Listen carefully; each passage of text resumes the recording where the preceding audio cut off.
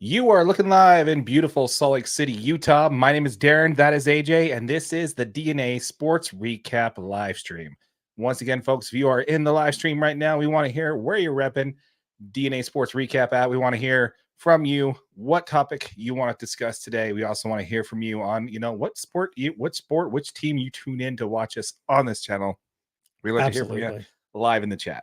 Absolutely. Leave us a comment. We want to know. We've dropped a couple of videos. Let us know if you guys got any opinions on those. If you want to hear about any other new topics, let us know. We're more than happy to make a video about it. Yeah, absolutely. So when it comes to a few things we definitely want to cover before we jump into the content here, again, folks, on our main channel here, we are on the grind to 1,000 subscribers. So if you have not subscribed to the channel yet, please consider to do so. We're getting close there. We are giving away the first $500 that we earn in AdSense revenue back to our subscribers. So make sure you're subscribed to the channel on that. We did just launch Utah Hockey DNA, which is our hockey channel to follow the professional hockey team that we have here for the National Hockey League. That one will also be linked in the comments down below once this live stream goes live. We also just launched 2 other channels. You want to mention those real quick? Well, just one more additional right now. We've just got the Utah Jazz DNA. Utah Utes DNA will be up this week. I know I said last week I got Utah Jazz up instead. Just be patient, guys. Just be patient with us. Yeah. It doesn't take super long. It's just moving some of the content over and for sure, kind of getting it going. So yeah. So again, we're always still going to do everything that we do on our main channel here. We're always still going to do the live stream on the main channel here. But if you want to just strictly focus on some of the content that we put out, you just want to, be notified of that stuff, we'll have those set up for you guys so you can see it where you guys want to see it. So absolutely, make sure you stay subscribed to the main channel, even if you select one of the other ones. We appreciate it. Well, that's where our main giveaway is going. So if you're not subscribed to the channel, you don't hit that notification bell, you're not going to find out if you won or not. So yep, exactly. That's where the giveaway is going to be, is randomly selecting subscribers from our main channel. So that's how that's going to go down. So but yeah, once again, folks, in the live stream, let us know where you're watching from. And let us know what content you are watching us for. We'd love to know. We love to know where our focus should be for our live streams and for the people who are watching or listening. If you're listening on the podcast, audio only, again, please feel free to please feel free to subscribe and write us a review there. That really helps push us out there. All right, so let's go ahead and pivot on over to the podcast, shall we? Absolutely. Okay. Hello, Internet. Welcome to the show. Thank you for joining us. With the University of Utah, what questions do we have going into this offseason? Well, what questions do we have going into this summer? And there's been another betting scandal in the MLB.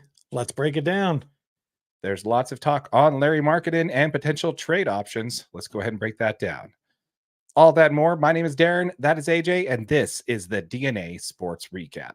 Roll the intro.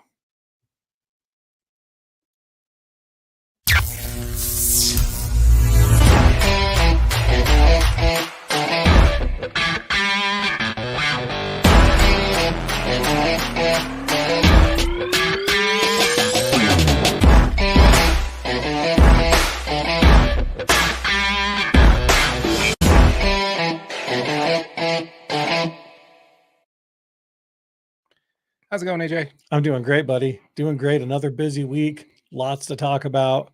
I'm excited to be here. Yeah, absolutely. Me too, man. Me too. Gorgeous day here in Salt Lake City, Utah. Oh, dude, it's so nice. I really need to mow my lawn, and I haven't got to it yet, but it's on my to-do list. Oh, man. So mine outside. It's been 2 weeks. Yeah, it's below editing and podcast things. So it's below our editing and below our below our note taking and prep for the show. Yeah. It's gonna be fine for this cheap content. Oh wow, too soon, Darren. All right. Well, first of all, folks, we appreciate you. Thank you for joining us here. Again, if you are listening to us on podcast, this is a YouTube channel. If you'd like to subscribe on YouTube, make sure you check it out. If you are listening audio only on podcast, please feel free to rate and review this channel. Also, folks, before we jump into the content, we are on the grind to 1,000 subscribers. We are so close, folks. Once we hit 1,000 subscribers, we're giving the first $500 that we earn in AdSense revenue back to our subscribers. So if you have not yet, please hit that subscribe button, hit that notification bell so you don't miss out on that giveaway. And if you really like the channel, you really want to help us out, smash that like button. All right, so let's go ahead and jump right into a little bit about the University of Utah, shall we? I'm ready. All right, I'm actually always ready for University of Utah football content. All right, let's do it, man. We got red on the wall. For those who are watching, there's red on our backdrop there. if you're listening on the podcast there. But let's go ahead and talk about it. Now, there's been a lot of talk lately about the University of Utah on the local sports radio because, the Jazz aren't in the playoffs, which is something we'll get to in a minute. But I really wanted to just kind of talk about a few things. Okay. First of all, I want a moment of appreciation for our boys up on the hill there. Okay. I appreciate them all year long. So okay. I just think it's really fortunate that we have different questions we can be asking ourselves at this time this year. Let's go ahead and look back and ask ourselves, do you remember what we were asking, what questions we had towards this Utah football team at this time last year? Yeah. I mean, some of those questions were, is Cam going to be ready? Yeah. When are we getting Keithy back? How long, if Cam's not ready, how long do we have to go until Cam's back? And can we defeat Mighty Oregon? Right. So the biggest thing that I want to talk about is when it comes to that is going to be Cam Rising. So Cam Rising was, obviously just came off of his surgery. Now at the time we didn't know how severe it was. Right. So a lot of people are saying, oh, did you see how he was playing pickleball there with Cole Bishop, and how he's just, being, and then, spring game. I don't know if you remember, but his interview at the spring game there, he said he feels damn good. Yeah. I don't know if you remember that quote at all or that time, Pac-12 Media Day. He was in there just kind of throwing the ball there at the little thing there. And we were all thinking, oh, is he going to be ready for opening day? We're breaking down video of Pac-12 Media Day to see how ready Cam Rising was going to be for the season last year. Right. So, I mean, it's nice to really think about, we don't have to worry. We don't have to be questioning health going into fall camp this year. Correct. That's not the questions we have to be asking ourselves. The questions we do have to be asking ourselves, though, at this time, and again, this is a positive, is are they going to be as good as they were? Can they rise, pun intended, by the way, to the competition of the Big 12, or were they just were they just in a fortunate position of being big fish, small pond in regard to the Pac-12 when they were healthy? Because the Pac-12 wasn't exactly as good as it was last year, previous seasons. Yeah, but and I agree with you. The Pac-12 was not as good as it was last year and previous seasons, but the talent level didn't change much. You know what I mean? Across the Pac-12. So you're still playing really talented football teams week in, week out. And I think that gave the Utes a lot of exposure to playing highly touted players, some of these really well-coached teams, like to see Lincoln Riley, who just came out of the Big 12, to see his offensive schemes and his deep defensive schemes. That's air quotes for the podcast. Yeah. I think that gave the Utes a lot of hope that they can compete with these high level offenses. Mm-hmm. They can compete with these, hard-nosed defenses, because like it or not, Oregon's one of the best defensive teams in the country. They were last year. I mean, they came and obviously put their cleats all over us last year. And not that that's a great saying for the Utes, but what I'm saying is there's a ton of talent in this league in the Pac-12, and there had been. So as far as can they rise to be one of the top teams in the Big 12, my opinion is absolutely yes. Well, I don't think we're questioning that. I think you and I already mentioned that we think that they're going to be, and we're not the only ones, folks. We're not the homers here in Utah thinking that the Utes are going to be the team to win the Pac-12. They are top. Big 12. What did I say? Pac-12. Sorry, Big 12. They're definitely not winning the Pac-12 this year. That's a guarantee. Yeah, I don't think so. But yeah, so when it comes to that, we're not just being homers here. This is something that's been, absolutely coming into. There's a lot of respect for Utah coming into this conference. My question is are those two going to be healthy, and not necessarily being healthy enough, but are they going to be in a position to be ready to compete at that level in the Big 12? Hopefully being at the same position they were last time they were healthy. Yeah. I think those two are going to be more hungry than they've ever been in their college career. Mm-hmm. This Brent is Cam Keefe and Cam Rising. Yeah. I mean, Cam Rising, this is his last shot, right? This dude's obviously looking to make it to the NFL. And if he can have a season and make a college football playoff appearance, he will end up in the NFL next year. I think so, yeah. You know what I mean? And Brent Keefe, this dude could have gone to the NFL 2 years ago. Right. Ended up getting hurt, decided to stay. Obviously takes, his medical exception, for last year. Mm-hmm. But again, last year, all he's got to do is go out there and do what he does, and he'll be just fine. You know what I mean? Like Cam Rising is going to put him in positions to catch a lot of balls. We've got a ton of great receivers that just came in, namely Dorian Singer, who, in that red and white game looked like they already got a good connection. Yeah. The question on that is, do you see this came up on ESPN 700?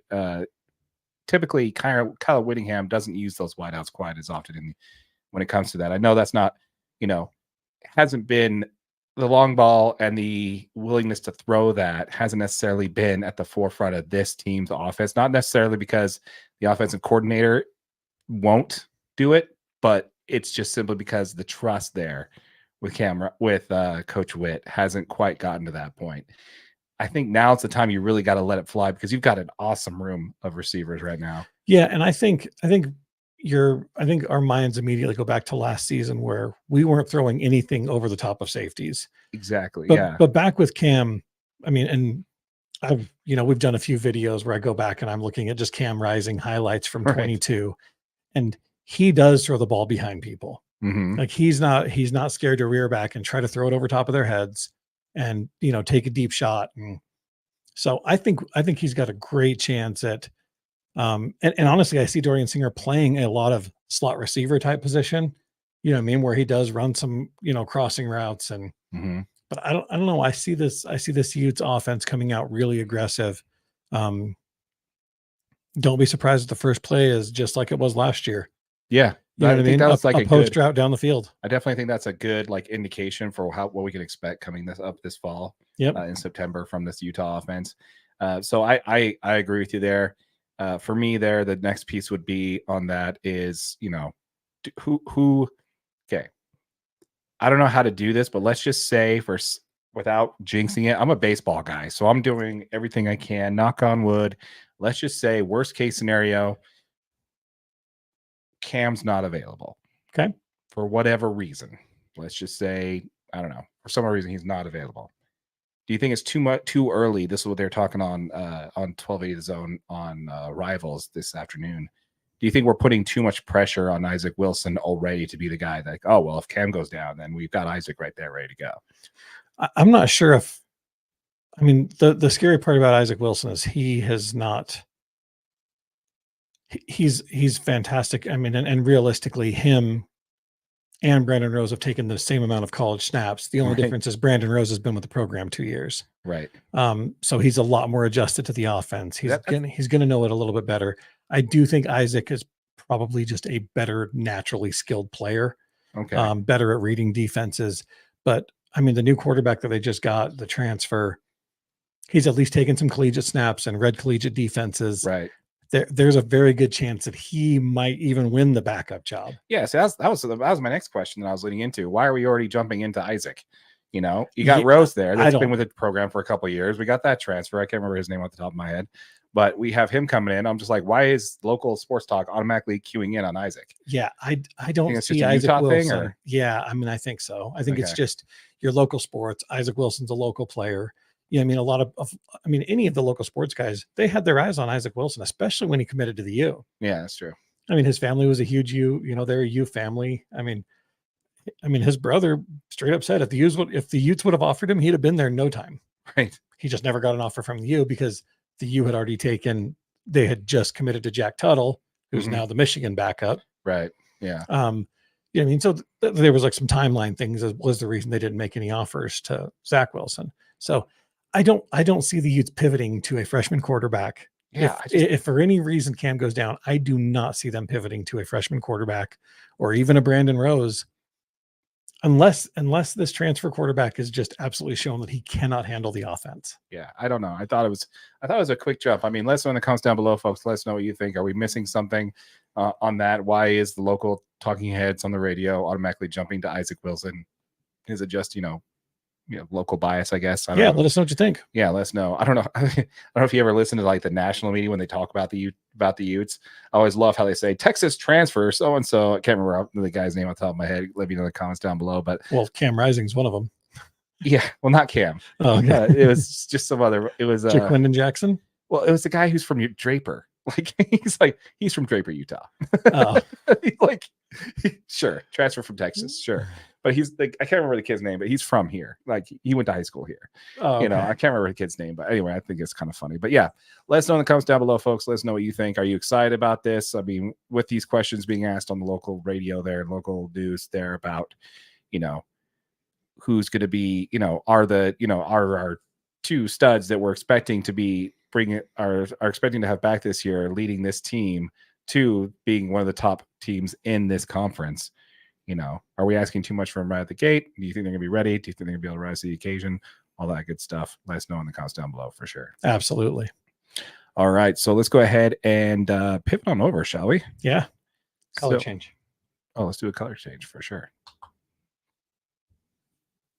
All right. Perfect. Right into the next conversation we're going to have, which is perfect. Which is the Utah Jazz. So let's go ahead and talk a little bit about the Utah Jazz, shall we? Yeah. All right, let's first talk about Lauri Markkanen. Now, first, I think what we need to do is we need to discuss I don't know about you, but I've been hearing a lot of trading rumors floating around with this guy's name attached to it. Lots of stuff floating, man. Yeah, lots of stuff floating, and it's scary. Yeah, so let's first discuss what I think should happen when it comes to Lauri Markkanen. Let's talk about possible extension, right? Yeah. So this idea came from Ben Anderson of KSLSports.com. Lauri Markkanen is up for a max extension, right? Which means he will be able to be worth 30% of the cap space with an 8% raise each season after that.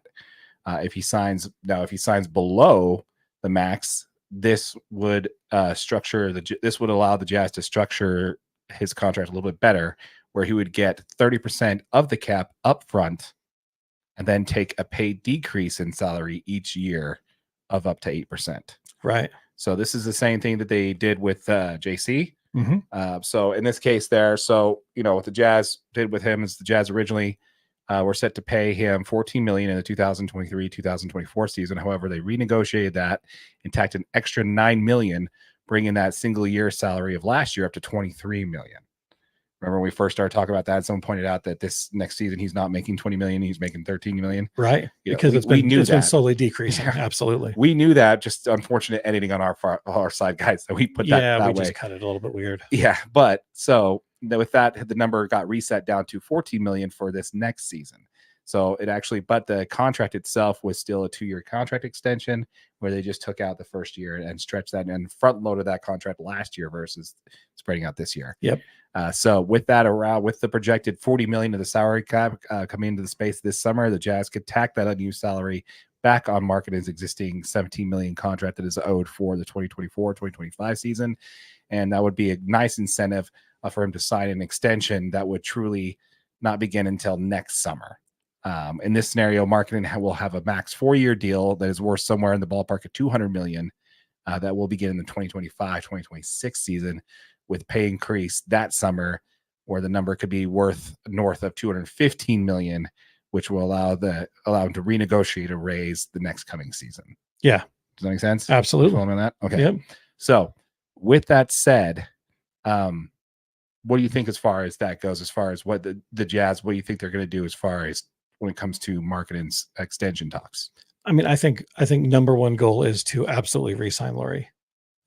I think you nailed it. I think they try to sign him for under a max so that they can decline his deal and front load some of it to save roster space, knowing that obviously in the future they're trying to build a team around him. Mm-hmm. So you're going to need some of that relief every single year, right? With Keontae George's current expectations, this dude is going to be demanding a contract here in the next couple of years. Obviously, he's on a rookie scale contract now, right? But you're going to have to pay that boy if you want him to stay around. Right. We're going to want Keontae to stay around. The Jazz are in a great position because they do have salary cap, but the question is, what moves do they make to get us to that next step? And is that next step the route we want the Jazz to go? Right. Exactly. You know what I mean? Yeah, and we'll talk about this, and we'll continue to talk about this because I think I just need to stand on my soapbox every time we talk about the Jazz to talk about this. But we'll definitely talk about it later on. But I do want to stay on Lauri Markkanen train here.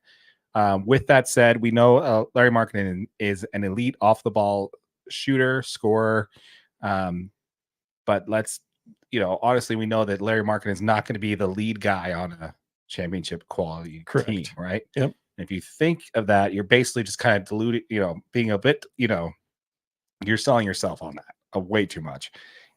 Speaking of which, how many times have we as Jazz fans sold ourselves on a lineup that we knew had no shot? I mean, my personal self as a Jazz fan, I do that every year. Ennis Cantor, Paul Millsap, and Al Jefferson. Oh no, that was Tyrone. Hey, that was the Big Al's the Big Al's the man. I still got his jersey. Okay. Yeah, that was the Tyrone Corbin years. I'm talking like we have Ennis Cantor, Paul Millsap, what's his name? Kid who's now in with Charlotte after he left for Boston. I can't even remember. Gordon Hayward. Thank you. Sorry, I just forgot your name, buddy. I just once we got Dom, man, it was like Gordon who, but we had Gordon Hayward. We had who else was it on that team? Oh gosh, we had Rodney Hood and I loved Rodney Hood. Is he still playing? I think he is. I think he is. And then who was our point guard on that team? But yeah, we were talking. We had Ricky Rubio on the team at one point. No, that was after. A little bit later. Yeah, because that was in the Donovan era. What was it? Oh gosh. Oh, the Devin Harris. Oh yeah, Devin Harris, Rodney Hood. Yeah. Yeah, and I was so excited for the Devin Harris signing. So excited for that team. I was like Baby Luda. That's what I called him because he looks just like Luda. He does look just like Luda. You're absolutely right.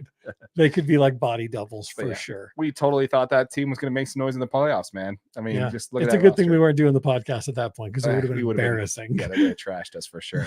But with that said, let's go ahead and get back to this here. When it talks about that, where we talk about, obviously Markkanen's is not the all-star. I mean, he is an all-star, but he is not the player that is going to lead this team to the promised land. So in that case, let's say the Jazz aren't ready to compete now.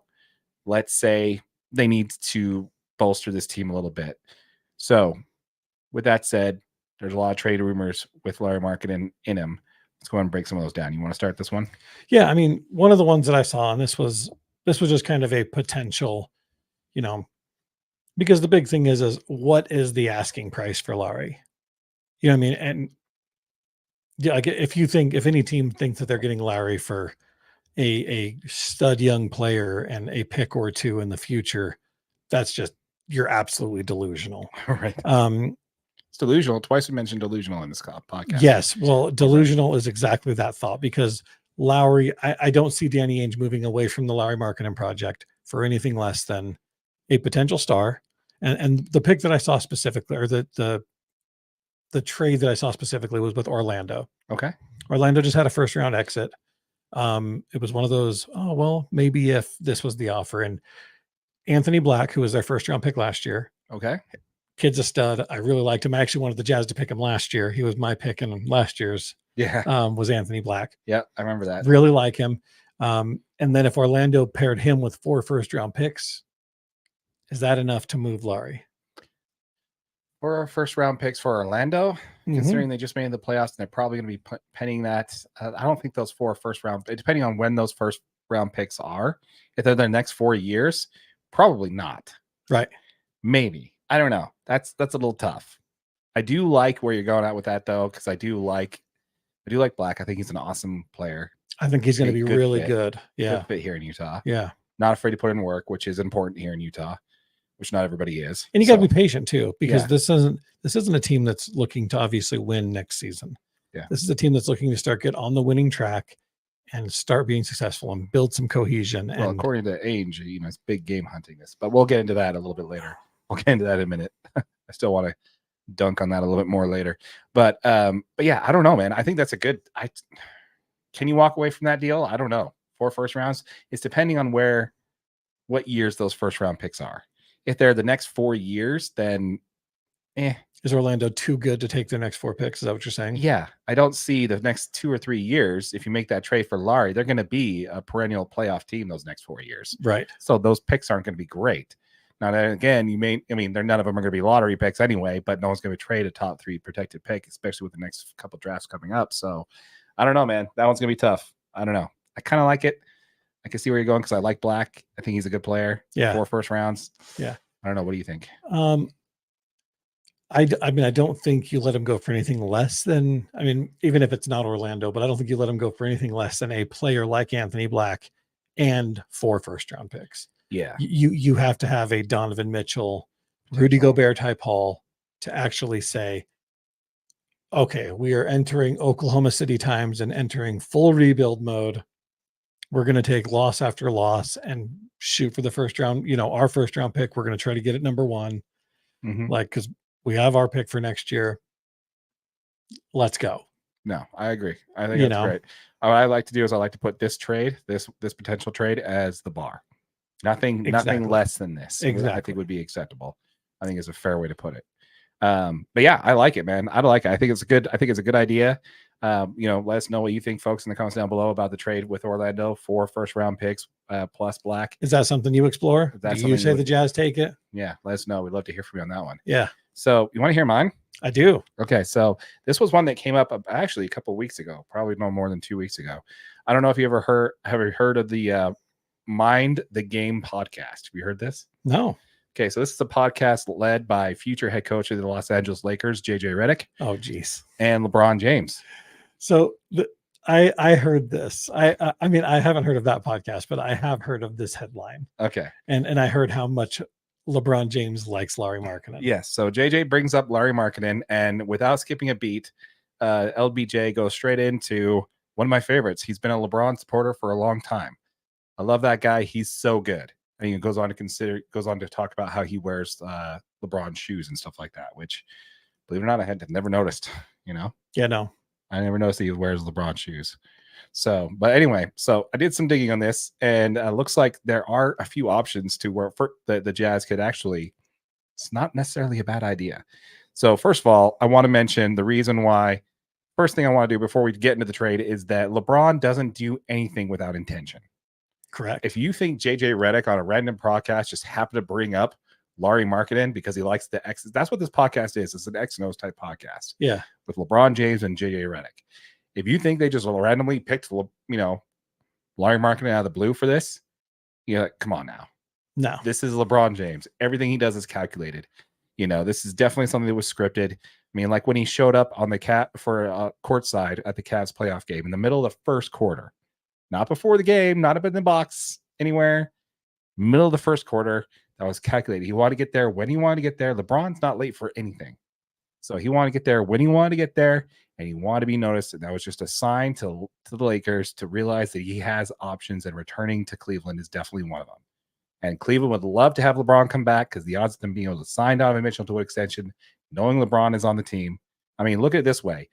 Cleveland, if you take Cleveland without LeBron on the team, they are closer to winning a ring than the Lakers are with LeBron on the team. Right now. Yeah. So at least a playoff contender. Yeah. So if you put LeBron on the Cavs with Donovan Mitchell on the team and the current roster they have set up, Darius Garland, and I don't really know. The Darius Garland and Donovan Mitchell thing doesn't really work out when they're playing together.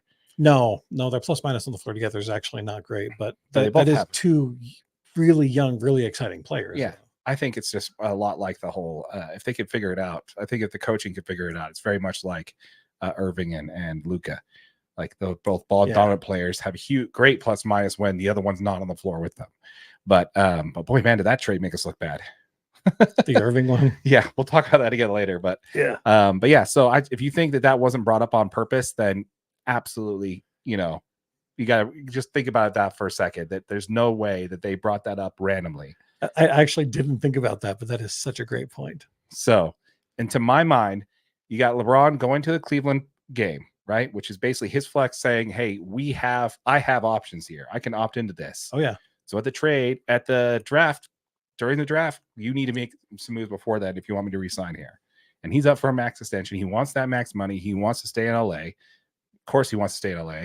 Well, he's still under contract now, but he's got an opt out. No, it's a player option. Yeah. Yeah, but he wants to opt out and then sign a max 3-year deal. That's what he's going for. Or 2-year deal, depending on how long he wants to stay. That's just 2. That's the proverbial opinion. Correct me if I'm wrong. But yeah, on the comments, let me know if I'm wrong on that one. That's kind of what he's going for. So you got that. So basically what they're doing there is if we've been on record previously when we talk about the whole, so that's basically what he's doing. He's throwing the gauntlet saying, hey, I could go back to Cleveland if I want to have a better position than I have now.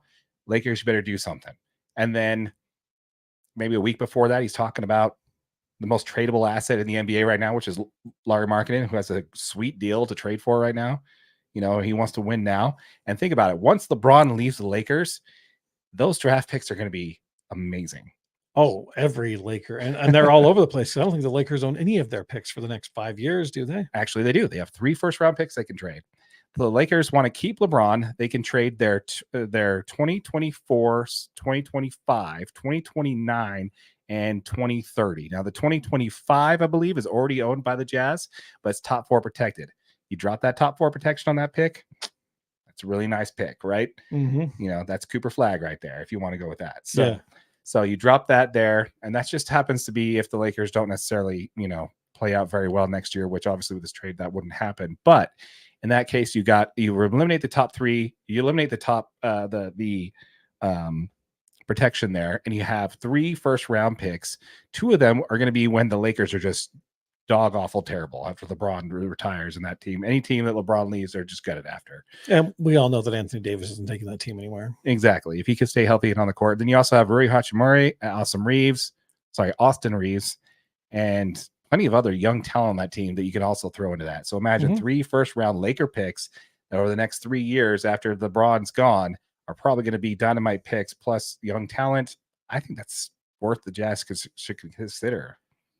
I mean, those are some really talented players. And if any of those or a couple of those are included with some draft picks, I mean, I guess my question is does that make the Lakers any better? And I don't think it does, but well, think about it. I mean, you got LeBron who's playing point forward, basically. Yeah. You need a person like Lauri Markkanen who can really knock down the corner 3 and roll off. I mean, D'Angelo Russell, he's a great point guard and all that, but he's not a good spot up shooter. You know, it's not really been his game, really, especially in the playoffs. So right, he struggled. You know, so you definitely need a player like he's Lauri. Such a streaky shooter, though, because D'Angelo Russell can come out and score 40 on you, or he can come out and go 3 for 17. Yeah, Lauri Markkanen could play anywhere from the 5 to the 3 on that team. Yeah, you know, and then you have LeBron that can play 1 through 4. Yeah, LeBron can play 2. You know, so I don't know, man. I think that doesn't necessarily make that. I do think that makes the Lakers a much better team. I know we've already talked about, you know, we've gone on record quite a bit on this when we talk about Danny Ainge and going big game hunting during that whole locker room clean out interview that you did, right? Yeah. So you and I think there's just not enough out there right now to really make the Jazz a contender, especially, you know, if you give up Lauri Markkanen in this process. Right. So that's why this trade makes sense. If the Lakers want to keep LeBron, you trade those 3 picks and, you know, a young talent player or 2 to get Lauri Markkanen that would push you over the edge and kind of give you another shot at a legit legit championship. I don't know. I think it's a good trade. Yeah. I mean, especially if they do keep, I mean, Anthony Davis, when he's healthy, he can be very effective. I mean, that's a big lineup with LeBron, Anthony Davis, Lauri Markkanen. Yeah. You know, depending on which other guys you keep out of that, like that is a lot of scoring. Yes. And the best part is Lauri doesn't need the ball in his hands to be effective. No. You know, I mean, he's willing to be out on the wing and let LeBron drive in. And, you know, if you don't go in and double LeBron, he's got easy buckets all night. And as soon as you try to switch it up and double him or double, you know, AD, like Lauri's okay to just sit there and shoot 3s all day. He's just fine with that. I mean, I think he's had a rougher year this year because he drew so much attention because of his previous All-Star season. It makes it really tough when you are every team's primary offensive weapon or primary defensive target, I guess is the better way to say that. Right.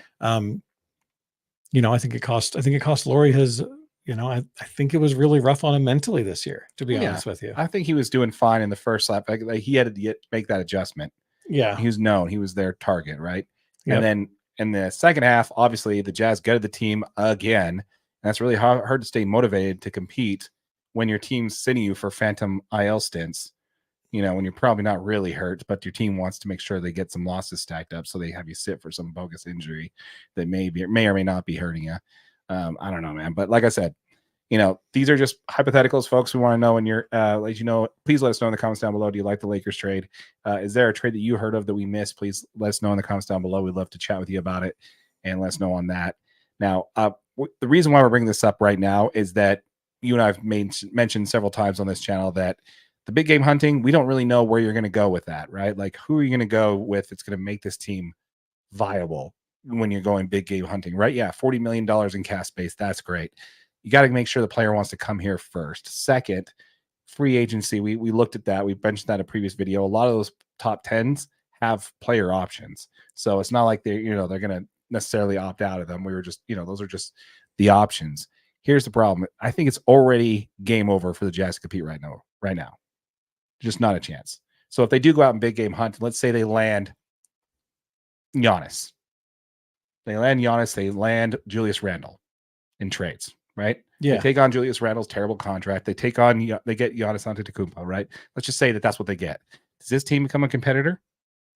Probably not. Yeah, I don't know if you have enough bench support to actually.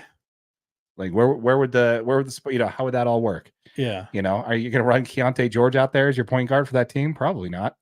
It's just, there's not a whole lot that's going to be out there that you can make right now that's going to make a break the Jazz right now. So right now, the Lakers are going to retool around LeBron. Golden State's going to rebuild around Steph. Minnesota's in the conference finals right now. Dallas also in the conference finals right now, which makes our take on one of our previous videos about one of our first videos. Yeah, about how bad that was going to go together. And boy, were we wrong on that one. It did take 2 seasons. I mean, for the record. Yeah, for the record, it did take a year and a half. They were terrible last year. Yeah. It was halfway through the first last year. Doesn't matter. Still counts. Yeah. But then also you got Denver, who's still a powerhouse, right? They just got bounced. Still a weapon. They just lost some bench roles that were contributors that they realized they missed out on. Yep. And they'll fix that. And then you look at let's talk about the up and coming teams. You got OKC, who just pushed game 7 in the second round of the West, by the way. And they have just as many, if not more picks than the Utah Jazz have. And they're already in the second round of the playoffs with a perennial MVP candidate on the team. Also something the Jazz don't have right now. And then you got the other up and coming team, the San Antonio Spurs. You have a perennial MVP with Victor Wembanyama on that one. I guarantee you Trey what's his name? Trey Young ends up on that team next year. I think Victor Wembanyama is going to push some weight around. They also have a crap ton of draft capital. They can compete whenever they want if they want to build around him. Yeah. So you got that going on. So where's the Jazz chance really right now? I don't really see it. Such a tough conference.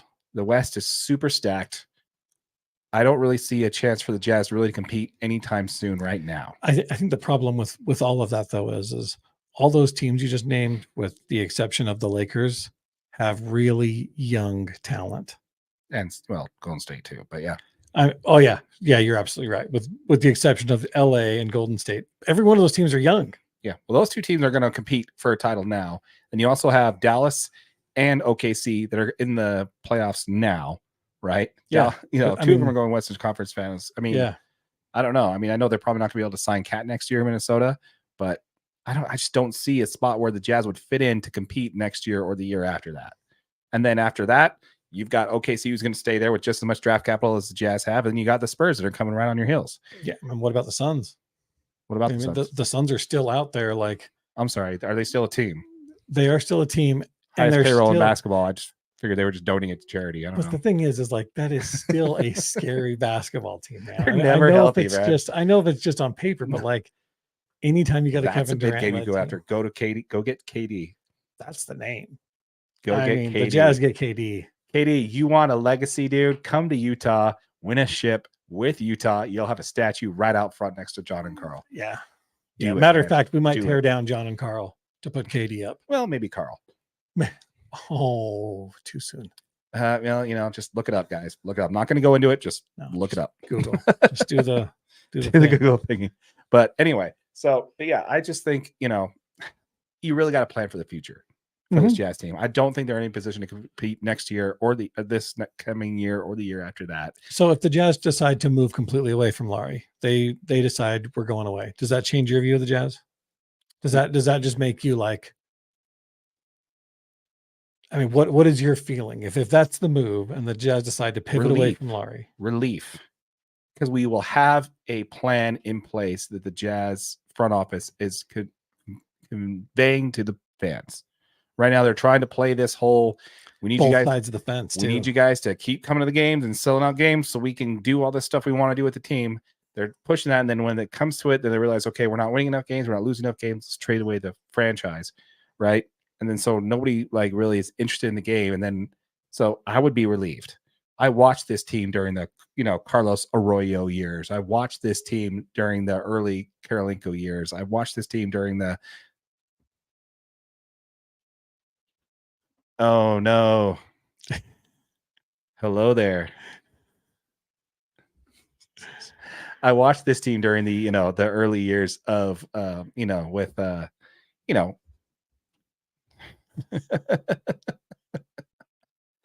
those of you who can't see, we have an unexpected visitor outside the camera view here.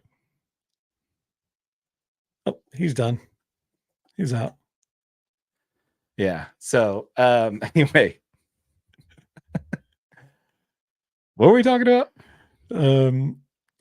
Yeah, I watched this team all through the bad years. Yeah. I would just love to, if we can watch the rebuild start. This is the rebuild we should have been starting 2 years ago when we originally traded Rudy and we originally traded Donovan Mitchell. This was the trade we should have been. This is how we should have been playing it. The problem was they kept acquiring players that were a little bit too good. You know what I mean? Like they already had Kelly, they already had Ochai. I mean, Ochai was a draft pick. They're like, okay, he's helping a little bit too much. We're still winning ball games. You know what I mean? Like I think they did try. I didn't think Lauri would be quite that player, obviously, because Lauri was putting us into every single basketball game all of a sudden. You know what I mean? And we had all these weapons that were just making us a little bit better in every single one of these scenarios. And with that being said, it was just like, we need to either pick her out, but I don't think the Jazz had the opportunity to pick her out because Lauri got as good as he did so quick. Yeah. And if anybody wants to argue with me that the coach, that our head coach is just not the type to lose games, I said it to you, and I don't know if we've talked about it on the podcast yet, but Coach Pop is one of the best coaches in NBA history, and he's been tanking for the last 3 years too. So, winning coaches are quite obvious. Yeah. So, I mean, I don't know. I to answer your question, absolutely, I'd feel relieved. At least we have a direction to go. I'm not going to stop watching Jazz games. I'm not going to stop following this team. I'm not going to stop rooting for this team. It's just right now it's tough to focus on development when you still had a 500 team up to the trade deadline.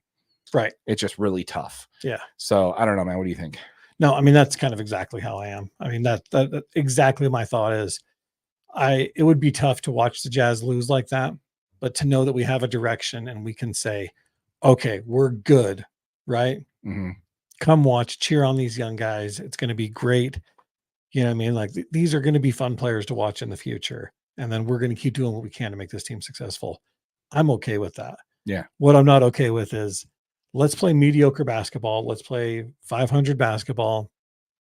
And then when we start getting a little bit of momentum, let's tear it down halfway through the season and then tank so that we get an okay draft pick. And we can just like what they're doing is they're falling into this trend that they're just going to continue staying a mid to crappy basketball team. Yeah. We're a mid team. And we're a below mid team at this point, in my opinion. Yeah.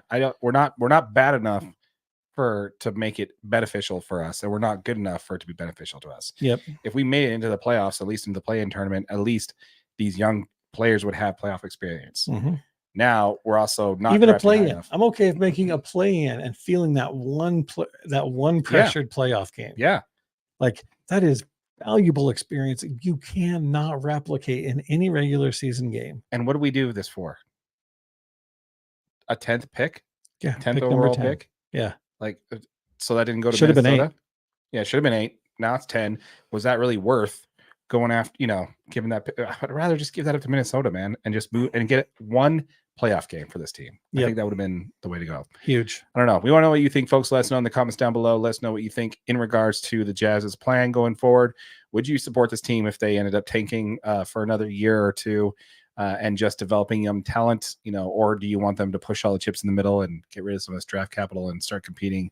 Did we get this wrong? Are we way off base here? Let us know what you think in the comments down below. Yep, absolutely. And if you're watching on YouTube on one of our short videos, this one does make it. This is available as a podcast, audio only. We'll put a link somewhere on the screen. Make sure you check it out. Give us a like, follow, comment, review, all of the cool stuff. Absolutely. Not everything we talk about makes it to these videos. So if you want to see the full episode of what we talked about, that's where you find it. Yep. For sure. Keep in mind, folks, if you're watching this on our main channel, DNA Sports Recap, we did just launch Utah Jazz DNA. A link to that channel will be in the description below. Make sure that you like that channel. Make sure you subscribe to that channel. We'll be doing a giveaway on that channel as well. We'd love to get your input on what you want that giveaway to be. Maybe a Jazz jersey, which player jersey you'd like us to give away, something like that. We'd love to hear from you. Make sure you subscribe to that channel if the Jazz content is what you are looking after. Yep, absolutely. It's going to be a good one. Lots of good content coming on that channel. Absolutely. All right, let's go ahead and pivot on over to Major League Baseball, shall we? Oh, yeah. Okay. Oh, yeah. Oh, good call. Good call. You just saved us 4 minutes in editing right there. Yeah. All right. So, okay. So, all right. So before we get into that, we did not do a pre-show cheers, by the way. Mid-show cheers. Mid-show cheers. Let's play ball. Play ball. 6, 4, 3. Is this going to be the 6, 4, 3, Darren? Old school? Oh, we definitely should do that. We'll do old school 6, 4, 3 roundup right now. I don't know if we got enough time. I don't know if we can keep it underneath that time. We got kind of a big, juicy story to talk about here. We do, but a lot of it's just opinion. I mean, it happened what's happened, but it's still a lot of it's just opinion. So you just need to tone it down. I need to tone it down. Well, you're the baseball talker, okay? Like this is about the time where I push my mic away. Yeah. And I'm like, get it, Darren. Okay, well, we're talking about the Braves right now, so you probably want to keep your mic a little close. Yeah, let's talk. Oh, I didn't realize we talked. That was not on the agenda. Did I miss something on the Braves? Yeah, you did. Shit. Yeah, it's up there. So we need to talk about the MVP in the room. Oh yeah, no, I'm gonna leave. All right. So again, this is just something I want to get out there because again, this is something we need to talk about because we definitely, I don't know, especially because he's, your MVP candidate this year, and we definitely need to talk about it. But there's no proof that I picked him for my MVP candidate. You have to actually watch the video. Yeah. Anyway, so let's go ahead and first talk about, this is the first thing I want to talk about, and the secondly, I want to get into the main subject, but I do like to, talk a little bit about baseball and have a few subjects there that we could talk about. So, oh yeah. So first is let's talk about Ronald Acuna Jr. Now, you've been watching a lot of the games recently. I have. I've been doing really good. Yeah? Yeah. I mean, I like to think so. Okay, cool. Nice. So did you catch the game against the Padres the other night? The one where he got absolutely killed? I think he went 0 for 5. Oh, I don't know about that, but as far as how bad he's been doing on that particular game. But let's talk about, I don't know if you saw this play, but it was probably the worst error of the season so far. I did not see this one. Okay, so this was on, this is the other night against the Padres. It was potential postseason opponent, by the way. So you typically try to play up for these types of opponents. Yeah, right? And they did not play well against the Padres. So, well, that's okay. The Padres beat the Dodgers too in the series. So it's just, I don't know. The Padres just want to play up for the teams they want to beat and then just. And then they're just garbage the rest of the year. Really weird. Really, really weird. But anyway, there's a Monty Machado hits a nice soft liner, an easy can of corn. By the way, do you know what a can of corn is? That play called a can of corn? No, but I love corn. Okay, so if you ever see somebody hit a soft fly ball or a fly ball up, and it's easy. It's like a can of corn. You'll hear it in baseball a lot. The reason that saying is from back in the day when you go to the grocery store and you get all your groceries. You didn't grab them from the store. The clerk got them for you. You just point on behind the counter and say, I want that, I want this. They usually had the corn on the top row. They'd get a stick and they knock down a can of corn and they catch it in their apron they're wearing. So it's an easy catch, can of corn. Just caught it because it's simply. I have never heard that. Yeah, I have played baseball a few years and I have never heard can of corn. Yeah, but I like the reference. That's what the reference is from. Anyway, so Acuna Jr. rating NL MVP had a can of corn coming right at him and he dropped it. The soft liner hit the glove and he dropped down right down the floor, which was one of the people are saying is the biggest defensive miscue of the season so far for an outfielder. Not to mention he's also been picked off several times on base over the last little bit there. Late jumps too. Yeah, it's safe to say. Like he's just clearly misreading. You know what I mean? Like been picked off on silly plays. Like the pitcher's clearly like not in their stride and he takes a jump and it's like, what are you doing out there? Yeah. Well, it's just a jump too. He's not really fully committing to running. Well, exactly. And he's like taking just like a jump to watch and getting picked off on silly plays. It's been crazy. So it's safe to say that he's not playing at the same level of his famous 70 stolen bags season, right? Which we all know stolen bags is the only thing you need to be an MVP. Apparently. Yeah, but also he's still going to get 70 this season. Okay. Yeah, he's still going to make it. I mean, he's 5 short of his pace right now. He's going to do it. Okay. Just so you know, he's 5 shy. He might still 5 tonight. Okay. And get picked off 3 times, but that's okay. Well, no, He might still fast tonight, but he couldn't get on base. I mean, I watched that game tonight through 7 innings, and he was 0 for 4. So yeah, let's talk about that. So his WAR dropped from 8.2 last year to just 0.3 this year. His strikeout percentage went from 11.5% back up to 24%. I say back up because the year before his MVP year was at 24% as well. He struck out 49 times already this season. He has been picked off on the first 3 times in a single game. Let me repeat that. He's been picked off at first 3 times in a single game. that's really scary, actually. And by the way, that's happened twice this year. Oh, geez. That's even worse. The stat just keeps going. Yeah. So let's just what's going on with your boy there? What's going on with Ronald Acuna Jr.? I mean, he's clearly in a really deep hitting rut, and you can see that it's affecting him on every single part of the field. You know what I mean? Like he's really struggling to hit the ball. I mean, the last couple of games against the Cubs, they had some relievers that were really throwing some good stuff against him. He struggled to make any kind of good contact. I mean, he's taken a lot of first pitch swings, which is, I mean, that's fine. Like you know what I mean? Like he's always that guy to be aggressive, but when everybody knows your first pitch swinging, you're getting garbage first pitch breaking balls that you shouldn't be swinging at anyway. And because of that, it's affecting his batting percentage. Like, so yeah, he might be fast and get on base. And then now it's in his head that like, I just feel like he's just really not, he's just not being himself right now. I do think he can play through it. I don't think he's hurt because I mean, you see him turn it on and he can, you know what I mean? Like physically he looks okay. I think it's a lot of mental right now. I think mentally he's just not there. The Braves started really strong and he was playing really well through those first like 20 games. And then the Braves kind of went on this rut, and him being in a rut and the Braves being in a rut, they completely coincided, right? Like you see that when he's not playing well, the Braves weren't playing well. And I think he needs to lean on his team. He needs to lean on, some of these guys like, vets like Matt Olson to keep pushing him through. And, I mean, Orlando Arcia has been fantastic. And like these guys are playing really good baseball right now. And if they can get him out of this rut, the Braves can still keep pushing and finish the season out strong. Yeah. I definitely think his MVP shot has sold up. I mean, yeah, I think that ship sailed. I mean, he would have to turn it back on and really finish this last crush the, yeah. I mean, he'd have to go on just a monumental tear. I don't see it happening at this point. Yeah. He did start off in one of the top 3 options to get it. Yeah. I don't know, man. I think what we're seeing here is just, I think what happened, what he pushed for to make happen last year, I think was just not sustainable. And I just think he's worn down a little bit. Yeah. I think we're going to see an off season from him. I don't think he's hurt. I don't think he's doing anything wrong. I think he's just exhausted. I think he's making mental miscues. And I just think this is just going to be a bad year from him. And he's going to either A, turn it around after the All-Star break and really heat up, or B, he's just going to have an off year and he's going to come out and just destroy it next year. Yeah. I mean, he's too good of a player, too much of an entertaining player to watch to really, stay down for too long, I think. my favorite player on the Braves right now is Michael Harris. Oh, I like Harris. Yeah, the center fielder, dude. Man, his catch, he had a catch the other night.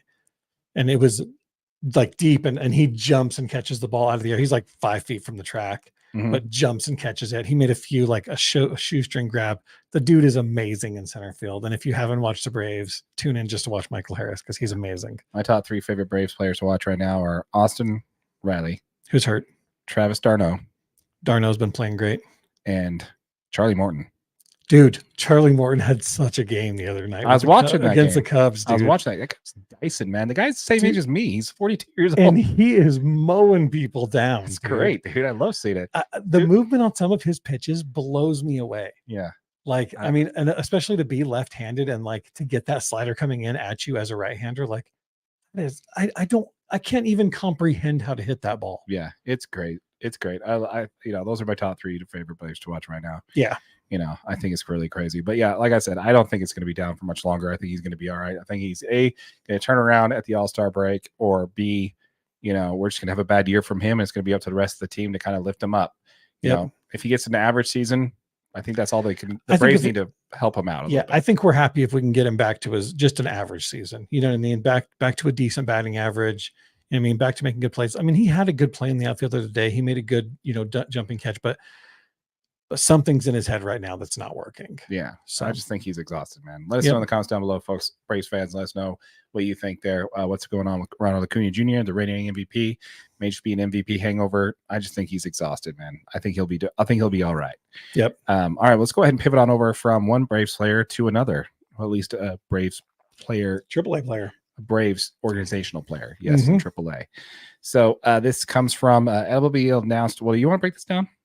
No, you can break it down. I got some comments on it. Okay. The MLB announced this week that they have opened up an investigation into former Angels, current Braves organization player David Fletcher. ESPN reported last week that he has been betting on sports with Matthew. I think it's pronounced Boyer. I think Boyer. Boyer's how you want to go with that. I don't know. I don't plan on talking about this guy very much anymore, but this is the last time we're going to probably be talking about him. But anyway, he reportedly did not bet on baseball. This was just that he bet. So if that's it, then no big deal.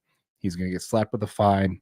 Probably move on from there. Probably not get suspended. If he wasn't betting on baseball, he'll be okay. Yeah, probably just be okay there. But that's not the full story, is it?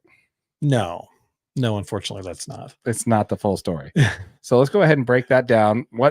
So to move it on, Fletcher's close friend, Colby Schultz, another former minor leaguer of the Royals system, by the way, which obviously this video is not going to get any views because we're mentioning the Royals, but thanks, Royals fans. But he also made wages on with Boyer, and he did bet on baseball. But it gets a little worse than that. Mm-hmm. He bet on Angels games, especially when his close friend, former Angels pitcher Fletcher, was on the team and playing in games. Now it's a little bit of collusion. So you got Schultz, who is already out of baseball right now and probably going to be facing some charges on that. Mm-hmm. But if Fletcher is indicated on this, you might find him in the same position that Porter kid in the NBA just fell into. Lifetime ban from the sport. Because in baseball, it'll mess around. You get caught betting on another team, no big deal. We'll fine you and move on, right? Yeah. But you get caught betting on baseball, especially in a situation where you have some inside info and could potentially be, affecting the game. It's real bad news. Yeah, the baseball's not going to stand for that, man. They're going to come down hard on this guy. What do you think, man? Do you think Fletcher had anything to do with this? Do you think that he is like that Porter kid? What team did he play for? The Raptors? Yeah. Do you think it's like that situation where he was just trying to make some extra money on the side? And, I don't know. What do you think's going on here? Because he did pitch for the Angels for several years. I thought he was an infielder for the Angels. Was he a pitcher? I'm sorry, infielder for the Angels. Okay, because he's pitching in minor leagues right now. Yeah, he's pitching in the minor. He's one of those players who couldn't make it, so now he's switching to a different one. No offense, Fletcher. No offense to the players who are making the transition, but you might have some reason to give him offense because the fact is everything that he just did was on purpose. There's no way that you accidentally bet or accidentally tell somebody to bet on a game that you're playing in. Well, I don't think did Fletcher tell him, or is he just passively mentioning comments and then either way, it's not okay. Yeah. Even if you know what I mean, like if hey, Shohei might be out this game, you might want to put your name, you might want to put your money against the Angels tonight. Right. On games where he's playing though, because he's on the roster, what I mean? Hey, you got the start, Shohei's out, or hey, you got the start, like, you know what I mean? Like, yeah, he could, even if you get hours before information and you can pass it to somebody, like that can swing sports betting. Oh yeah, 1,000 degrees. Yeah. Also, maybe if this Colby kid just knows he's Fletcher, his friend calls him and says, "Yeah, man, I got the start tonight." He's like, "Oh, really? I'm gonna make a bet." Yeah. That's a dog thing to do to your friend, by the way, because you're potentially ruining his career. Especially to straight up dog him like that. Even Ipe didn't do that to Shohei. Yeah, Ipe was like, he had nothing to do with this. Ipe's like, I will not bet on baseball. At least, all the shit that he did, sold $16 million from Ohtani, but at least he had the good sense not to ruin his friend's reputation in baseball. Yeah. At least to that extent. Yeah, don't be a dick. Yeah. So I don't know, man. I don't know. Do you think the Fletcher's going to get implicated in any of this? Do you think? I'm really curious to see what else comes out on this because Fletcher could be he could be in some pretty hot water with this. You know what I mean? I sincerely, I hope, dude. I hate the thought of any of these games, the integrity of these games being questioned. Right? Because as a fan, that's the only thing you watch for these guys to go out there and give every single thing that they have to every single game. I just want to watch a good baseball game. But to know that somebody's out there making money in a position that I'm not in, you're not in, Right. nobody can be in unless you're in the warehouse or, in the dugout. Like, man, that just, it hurts my soul. It like, does. Baseball's way too good of a game. It don't deserve people like that. Yeah, and I just think we're going to keep running into this kind of stuff, man. It just gets worse and worse and worse. The sports betting community is just making this worse and worse. It is. And this is illegal betting. People are going to say, oh, this is illegal betting. See, if we would have had legal betting 5 years ago, we wouldn't be having this. I call BS on that, man. I call BS on that hard. 100%. I think it's just, I don't know. To me, it doesn't make a whole lot of sense. Yep. It's just one of those things where we're going to be running into, oops, sorry when I saw that. It's just going to be running into making it worse, man. We talked about this before about how you get, with that whole Porter kid, we can shake our finger and shame on you all we want. And then immediately after this, they're like, by the way, this video is brought to you by Bet Online from MGM or DraftKings or, Pick'em or whatever. They're sponsoring so much in this space. Yep. In professional sports that all these leagues are in this. They are in this mud. It's like saying don't smoke. It's too easy. Yeah, it's like don't smoke, kids, and then all of a sudden, this game's brought to you by Marlboro. It's just like it doesn't look good, man. Don't bet. Brought to you by DraftKings. Exactly. How are you supposed to do that? But anyway, so Fletcher wasn't available for comment on this. However, he did tell ESPN back in March that he was at this famous poker game in 2001 where Ipe Matsuhara first met Boyer. He also did tell ESPN that he himself never placed a bet with Boyer's organization, which apparently isn't true. It's the lies have only begun. There's probably a lot more to come. Yeah. So did you see the Xander Bogaerts? Just broke his shoulder. Before we get into that, I do want to cover one more angle of this. Okay, I'm ready. Okay. What really bothers me about this is that there's not a single article on this topic that does not mention Shohei Ohtani. Yes, I noticed that. Have you noticed that? I read 4 on it. Yeah. His name is either tagged in it or former bet bookie of Shohei Ohtani's interpreter, Ipe Matsuhara. Like, you have to go 3 degrees of separation to get to Ohtani on this. Mm-hmm. And they are throwing. And we're going to tag Shohei Ohtani. Shohei Ohtani's interpreter sells a bet to. Yeah. I mean, we're probably going to be part of, obviously we're going to mention it because we're talking about it now. So we kind of have to. But yeah, to me, this is kind of gross because not only do you see that, you're seeing articles with Fletcher and Shohei as the pitcher. Yeah. I mean, in the pitcher. Like it's linked somehow. Well, yeah, like the picture of them is literally has Shohei Ohtani and Fletcher in there, or it's Fletcher with Shohei in the background. Or in the worst case, when it comes to front office sports, it says, and this is the headline article I'm quoting right here, MLB officially investigates gambling allegations against Ohtani's close friend and longtime teammate. Where are you getting this information from? Is this guy really that close a friend with Shohei Ohtani? It's because if they just put David Fletcher in the headline, no one would care. Yeah. I think it really bothers me how everybody's trying. I don't know if, there's still those people out there, conspiracy theorists, who say there's no way Shohei wasn't involved. We're just watching one of the greatest hitters perform even better, one of the greatest players of our generation getting even better. And yeah, he's on the Dodgers. Everybody's rooting for this kid to fail. He's one of the nicest players in Major League Baseball, one of the nicest people in all the world. Why does everybody want to tag this guy and drag him down so much? It kind of grosses me out that people can't do this without mentioning his name.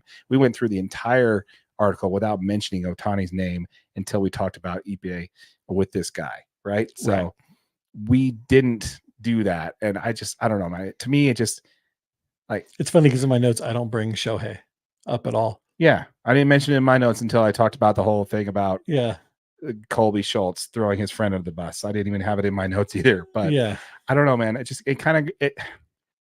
Why can't we just let this guy play? It needs to be separated because these are 2 completely different instances. Yeah. Whether it's the same bookie or whatever, the fact is Shohei Ohtani was cleared. Yeah. But they still want to bring him in and say, oh, it's on the Angels. It's to put his name on a headline, though. It's on the Angels when Fletcher was playing with the team. I mean, we see it in our videos. If it's got Shohei in the title. No, that's true. You know what I mean? Like, I just don't like how people are trying to tie it back. They're saying, okay, it's another Angels player while Shohei was on the team. They're playing together. They're quote unquote close friends.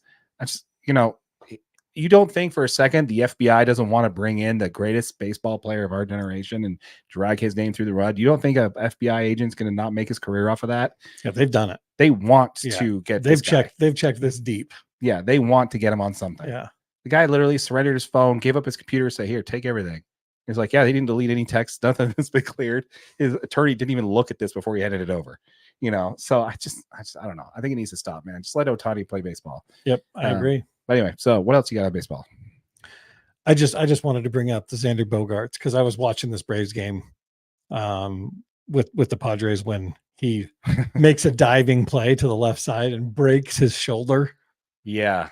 And he's been placed on a 10-day DL, and he's obviously going to be out for a little bit. Yeah, it's a little bit longer than 10 days. Player, yeah. A little bit longer than 10 days. I don't know, man. I think the Padres way overpaid for Xander. I don't know what was going on with shortstops that year, but everybody's like, no, we got to get one of these hard shortstops. We're going to pay a 31-year-old shortstop for 10 years. When he was playing second, what happened? Yeah, exactly. Because they moved him over to second because they're like, well, we got what's his name playing short that's better at shortstop. So we're putting you at second. But that year he was pulled in as a shortstop. Yeah. And we're going to pay you what a shortstop gets paid. And yeah, it's just a mess, man. I don't know. And I feel bad for the Padres because they spent a lot of money. Their former owner, may he rest in peace there with his battle of cancer, really want to make this team, be a winner there and really push it for a small market team. And you really want to cheer for those kind of teams. But I don't know, man. I feel bad for the Padres because they just can't seem to get out of their own way. Yeah, no, they can't. It really feels bad. They absolutely can't. You can build an all-star team, but if they don't gel together, if they're all looking to be the hero, you just never. Well, when you're all looking to pad stats and you're all looking to make plays for you, like. Yeah. I mean, I love the Braves. Every time they get on base, they do the together sign. Yeah. Every single one of them. Yeah. Yep. I liked watching the Braves back in the day when they did the holster and thing like that. Mm-hmm. Even, Austin Riley is going up there and he's just like doing that. I'm like, dude, heck yeah. I loved it. I thought it was pretty funny. Yeah. But yeah, anyway, we don't know what you think, folks. Let us know in the comments down below. Whatever we talked about today in regards to the baseball, whether it be the article about David Fletcher with the A's now with the Braves organization having issues with this alleged gambling situation. What do you think about Xander Bogaerts going down? Do you think that really spells the end for the Padres being contention? Let us know in the comments down below what you think. Yep. And if you're watching on YouTube on one of our short videos, remember all this content does not make all of our short videos. It is available as a podcast wherever you get your audio only. And then we will have a link to the YouTube video. We'll put a link somewhere on the page for you. Absolutely. Once again, folks, we are on the grind to 1,000 subscribers. We are so close, folks, less than 100 away. If you have not yet, please subscribe to the channel. We're giving away the first $500 of internet AdSense revenue back to our subscribers. So if you have not yet, please subscribe to the channel. Hit that notification bell so you don't give up, so you don't miss out. Hit that notification bell so you don't miss out on that giveaway. And also make sure you smash that like button for your boy AJ over there. I appreciate it. With all that said, my name is Darren. That is AJ. And this has been the DNA Sports Recap. Till next time.